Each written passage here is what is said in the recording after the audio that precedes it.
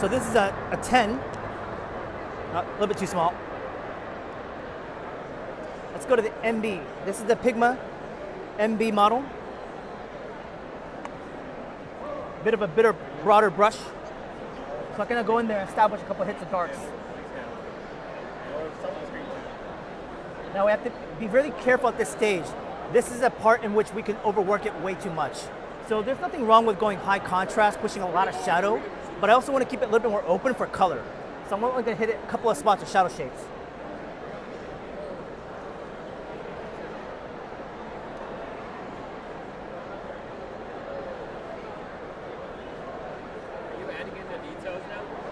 So a lot of the details are already kind of there. What I'm doing is basically refining it by adding a little shadow indications, which creates contrast, which is also more depth for sure, yeah.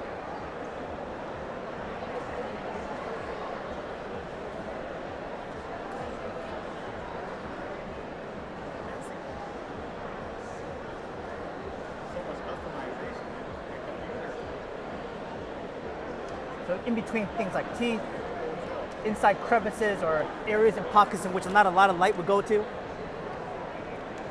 know, underneath the head. And in terms of lighting direction, I'm keeping it really simple, just like a top-down light. Just imagine the sun's above you, shadows below you.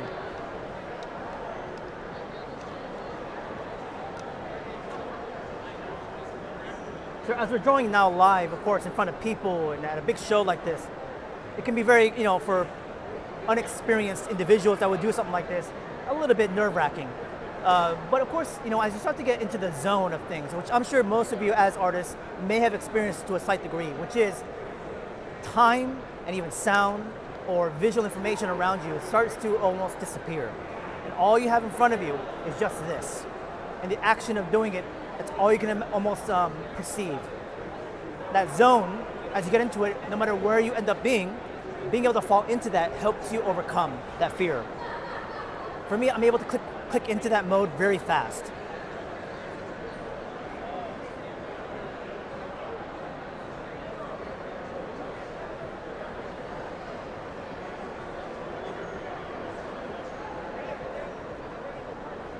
And a few more shadow areas underneath these regions. Now the only unfortunate thing about this material, the canvas itself, is using these kind of brush pens, it tends to tear them up. So it gets really, really rough and ragged. But that has its own benefits, especially if you do like broad stroke to get these multiple lines.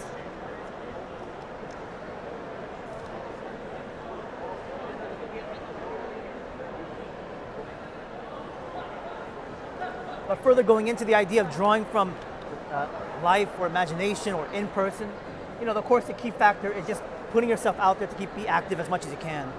With something like this, with one or two experiences, it's not enough to really get a sense about how you speak about things, what you're going to draw, where you go with that stuff. But after over 10 years of doing this, it's like breathing.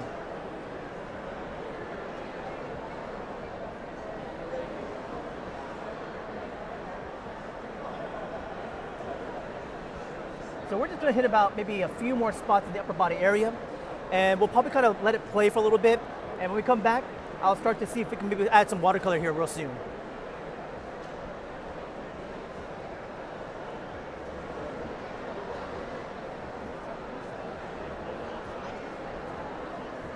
Let's just go back into the underside of this material.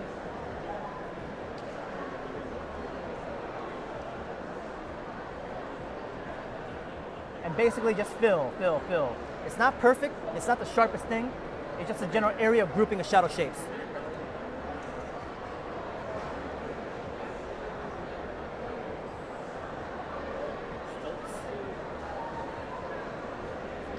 The idea, of course, is that the further I add more information to mediums, those things will start to become more collected and grouped together. The one thing is, as you work on things like canvas like this, any sort of ink, just watch out for smudging a little bit. Papers, watercolors would be more absorbent, so it'll start to really set the material on the paper. But on canvas, it's not absorbent at all. So usually when I'm drawing, I'm not putting my entire hand on the surface all the time. A little bit here and there, but a lot of times I use my pinky to set it on the canvas itself. That gives me context of where I am in terms of positioning, distance-wise.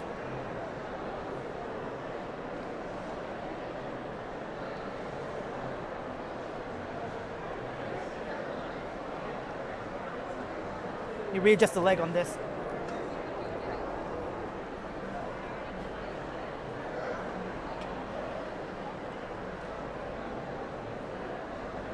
And one thing I'm trying to be mindful of is the fact that if I just really go about everywhere, it becomes really spotty looking. So I want to just try to concentrate as much of that kind of high contrast in a singular area if I can.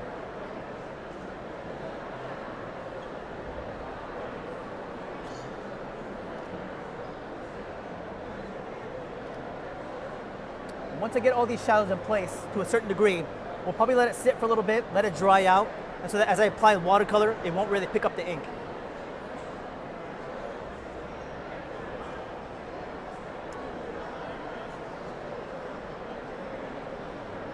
Now there is a chance here that I'm going to also do this in multi-medium, not just in watercolor, but I'm also going to use marker as well.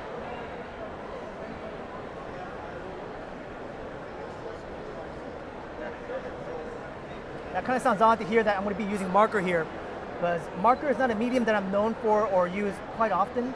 I do favorite, and I've used it a lot in my youth. But with the color, it's not necessarily for under structure or value, it's for saturation shifting. And so we'll use marker a little bit for that.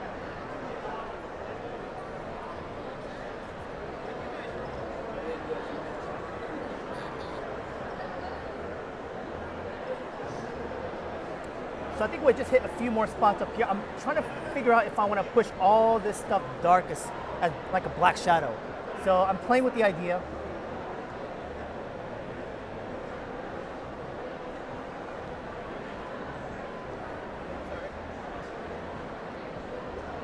So in terms of that part where I'm trying to make a decision of what I'm going to do with it, it kind of always comes back down to just when I come to that point, I just make a choice.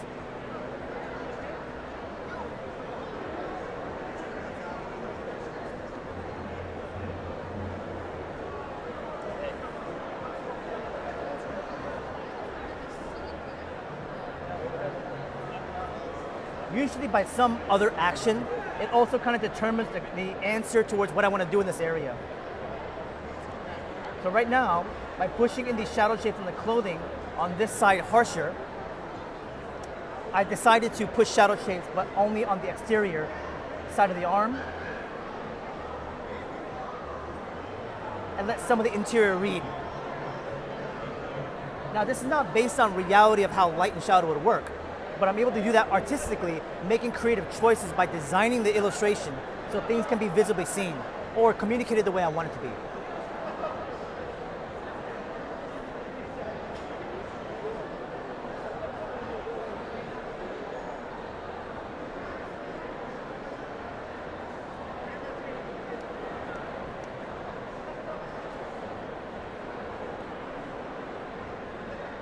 So here we're putting some of those shadows right in those areas of the clothing as well too, kind of following the same kind of shadow indication.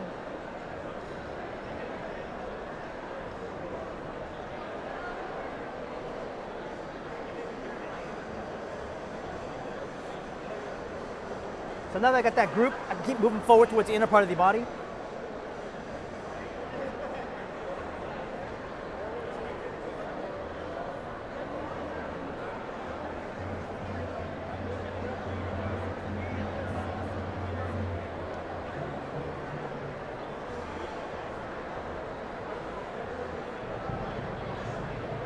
We've got a good majority of it down. I'm going to put a drop shadow right underneath his left arm. And I line it first like this, just to group it, and then I fill.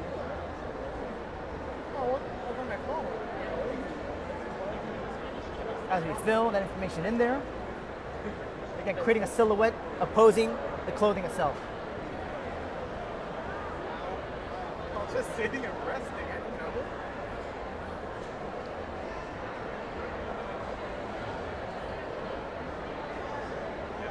Once in a while, I would say it's a good idea to kind of step away from the thing and then get back into it and close. But right now, I've looked at this pretty much straight on, up this close for this long. So let's step back a little bit. Okay, kind of gives me a good idea.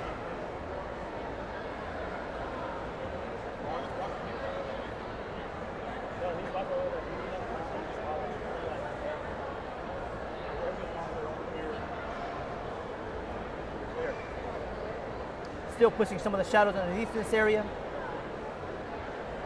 I don't think I'm planning to go as heavy down this direction. I'm probably gonna keep that a little bit lighter, keeping that more of that concentration up here.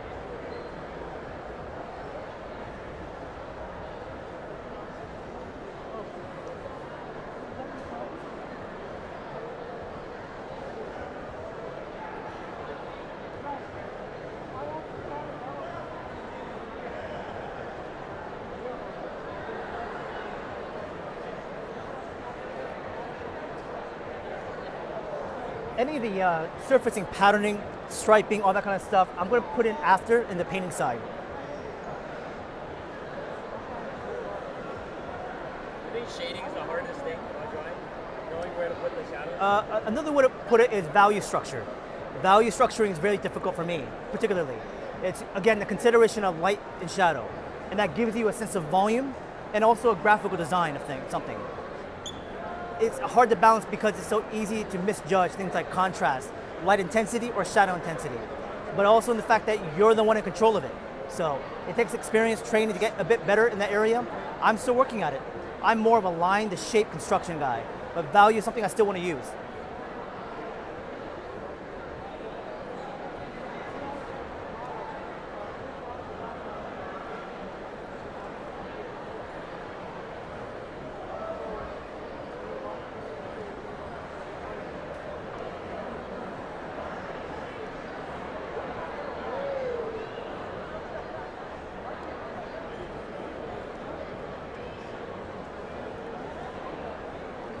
And we're pretty much almost there now.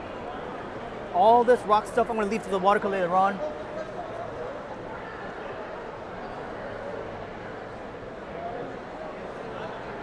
Being a bit gestural with the line is good too. Don't over control it, just move, let it make its marks. In the beginning when I was a student, everything was all about precision of control, being super tight. But you gotta kind of let loose a little bit, maintain energy and the feel of the piece.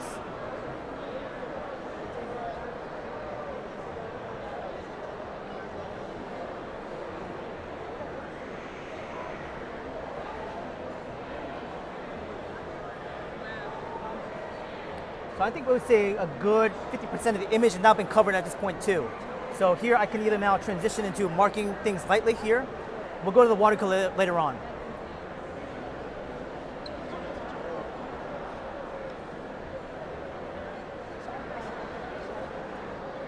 Going back, hitting a couple spots that I feel like I need to hit.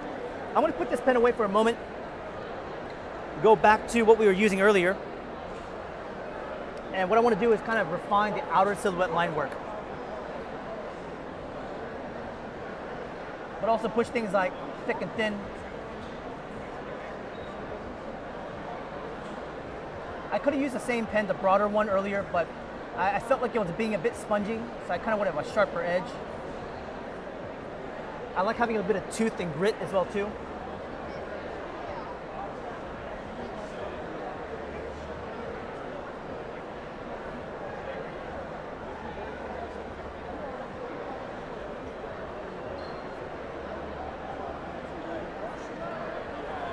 A lot of times that double line stuff kind of gives it an extra bit of play upon line.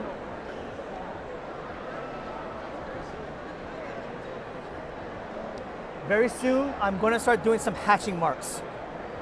Hatching essentially is a method of being able to create more volume. So it's like couching again, shadow and light again, but hatching will help you transition around form.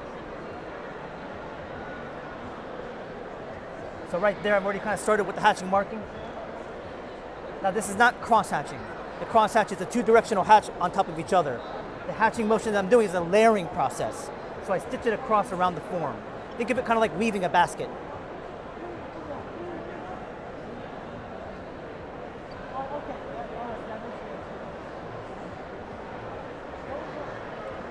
For this, there are many exercises that you could be doing, but my suggestion is also just look at artists that have done this before in the past, artists you're inspired by. See how they do some of the hatching or cross hatching, pull from it directly.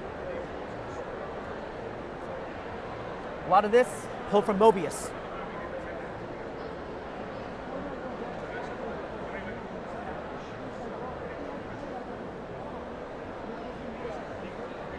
And of course, Katsuya Terada, inspired by Mobius as well too. terms of other artists that do amazing immaculate hatching methods, Sergio Topi, amazing artist as well too. Guys like Heinrich Clay, T.S. Sullivan, Franklin Booth. These are really amazing draftsmen.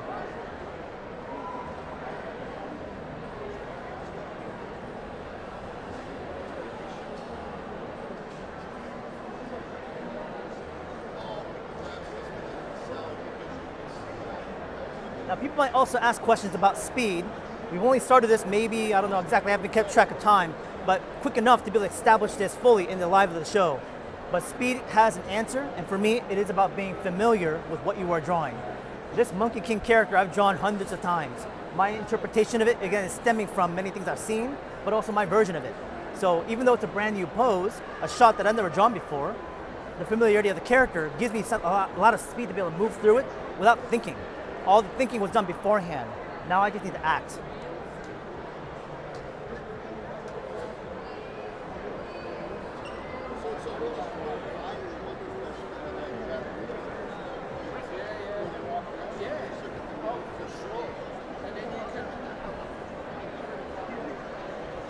So you start to see it was really big motions at first, then some of the smaller areas, the tiny spots, the smaller and smaller I go, I'm gonna try to catch myself, because we tend to kind of get stuck in parts and overwork things. So I just want to capture just enough information and just let it go and move on.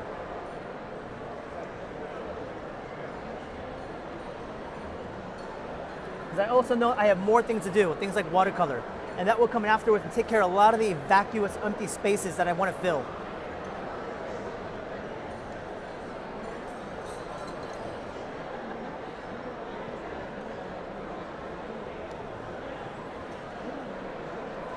And there's another thing when it comes down to this, which is the idea of rhythm and movement, finding the gesture, letting the hand just kind of go the direction naturally the way you want it to. The more you fight it and the more you try to constrict the actual grip, you tend to kind of over tighten things entirely.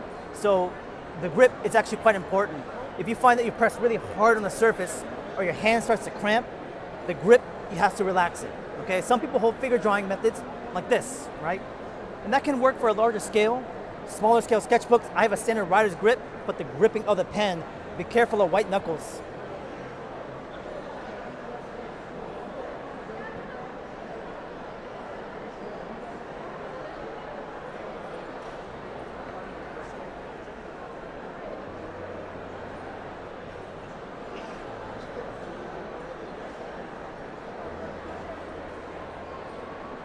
So I think we're pretty much there now, where I'm going to soon transition into the watercolor here. So I think we'll be taking a small break as I fill the last bits and pieces of it here. A couple of movements, a bit more gesture, indications. And again, the speed is about feeling the movement and the motion. It's a little bit like jazz, unfortunately, which is hard to do. There is no right answer.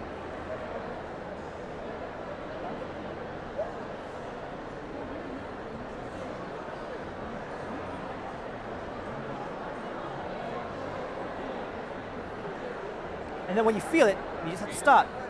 So right here, we'll just take a quick break. When I come back, I'm going to take a look at this from a distance. I'll start applying some watercolor here very soon, or even go directly to marker.